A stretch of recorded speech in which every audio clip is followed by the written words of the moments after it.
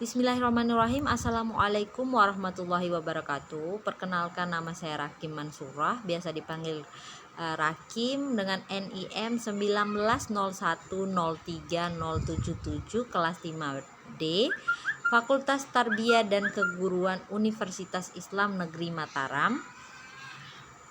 Baik, di video kali ini saya buat untuk memenuhi tugas mata kuliah evaluasi pembelajaran matematika.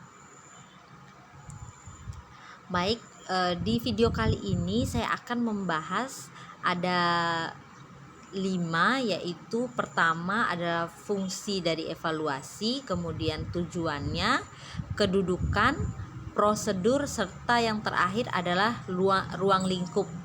Namun sebelum saya masuk kepada pembahasan saya akan menjelaskan sedikit sebenarnya apa itu evaluasi.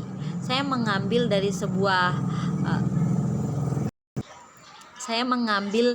pengertian dari sebuah peneliti yang mengatakan bahwa evaluasi merupakan kegiatan untuk menilai sesuatu secara terencana, sistematik, dan terarah berdasarkan tujuan yang jelas.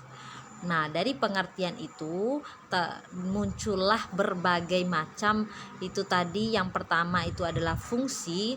Mungkin banyak fungsi dari evaluasi, namun kali ini saya akan membahas atau saya hanya mengambil 5 saja fungsi dari evaluasi itu sendiri. Yang pertama adalah untuk menentukan angka kemajuan dan hasil belajar. Jadi maksudnya di sini evaluasi berfungsi sebagai tolak ukur kemajuan dari suatu proses belajar mengajar yang sedang berlangsung di kelas. Jadi evaluasi di sini berguna untuk membantu seorang guru terutama untuk mencari tahu gitu apa yang kurang dalam pembelajarannya dan apa yang mesti dia perbaiki begitu. Kemudian yang kedua adalah untuk menempatkan peserta didik dalam situasi belajar mengajar yang tepat, seperti kata saya tadi bahwa evaluasi ini menjadi tolak ukur begitu. Ketika kita sudah mengetahui mana metode belajar yang sesuai bagi murid kita, maka kita akan dapat menempatkan situasi belajar yang tepat untuk dia. Kemudian lanjut kepada yang ketiga, yaitu untuk membandingkan apakah prestasi yang dicapai oleh peserta didik sudah sesuai dengan kapasitas atau belum. Kemudian yang keempat, untuk mengetahui taraf kesiapan dari peserta didik untuk menempuh suatu program tertentu. Dan yang terakhir adalah untuk mengadakan seleksi. Nah, mengadakan seleksi ini berarti dia mencari tahu gitu, apakah suatu metode yang diterapkan dalam suatu kelas bisa digunakan atau tidak dapat digunakan kembali. Yang pastinya memiliki alasan serta kekurangan dan kelebihannya masing-masing.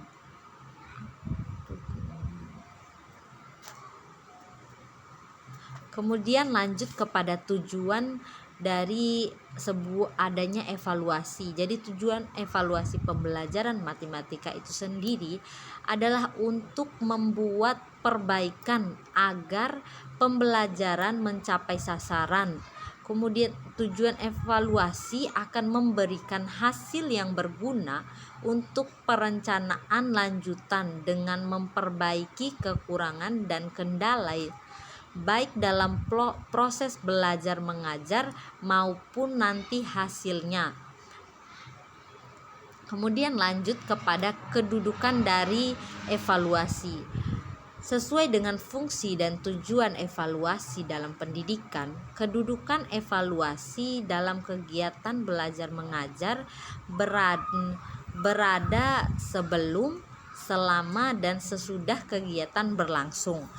Maksudnya di sini adalah mengapa evaluasi berada pada sebelum, karena pastinya sebelum kita melakukan suatu pembelajaran, kita bakalan mencari tahu dulu apa yang kurang dari pembelajaran kita yang terdahulu atau yang kemarin-kemarin, apa yang perlu kita perbaiki dan apa yang perlu kita tambah untuk selanjutnya kita ajarkan kepada siswa. Kemudian selanjutnya evaluasi yang selama jam pelajaran itu berlangsung, artinya selama kegiatan belajar itu berlangsung kita mengamati gitu bagaimana seorang siswa ini melakukan atau mengikuti kegiatan pembelajaran, apakah dengan metode yang kita gunakan atau metode yang tengah kita terapkan itu dapat diterima oleh seorang siswa ataukah metode atau cara belajar yang sedang kita terapkan itu tidak dapat diterima oleh siswa. Kemudian maksudnya sesudah kegiatan berlangsung ini artinya hasil dari pembelajaran tersebut apakah sudah sesuai dengan hasil atau tujuan yang ingin kita capai, atau malah hasil atau tujuan tersebut tidak sesuai dengan ekspektasi kita sebagai seorang guru. Selanjutnya proses evaluasi. Yang pertama itu adalah menentukan aspek-aspek yang akan dievaluasi. Kemudian yang kedua itu menentukan metode evaluasi yang akan digunakan. Metode mana yang cocok untuk kita gunakan sebagai bahan evaluasi dalam suatu kelas. Kemudian yang ketiga adalah menentukan kriteria penilaian yang digunakan. Selanjutnya menyusun alat evaluasi yang akan digunakan. Maksudnya peralatan apa yang akan kita gunakan nanti dalam kegiatan evaluasi begitu. Selanjutnya yang terakhir adalah menetapkan frekuensi evaluasi.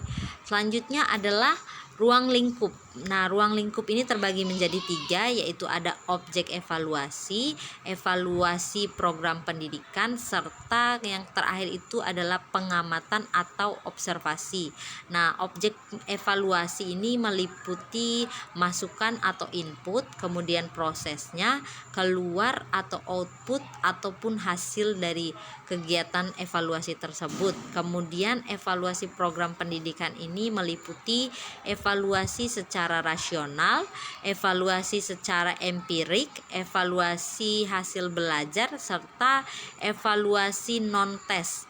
Kemudian yang terakhir adalah pengamatan atau observasi, yaitu meliputi wawancara, kemudian angket dan skala. Baik, mungkin itu saja sedikit video pembelajaran dari saya berkaitan tentang fungsi, tujuan, kedudukan, prosedur, dan ruang lingkup dari evaluasi pembelajaran matematika.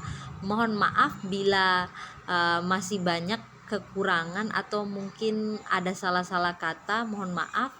Terima kasih telah memperhatikan ataupun menonton video pembelajaran saya. Mohon maaf. Sekian, wassalamualaikum warahmatullahi wabarakatuh.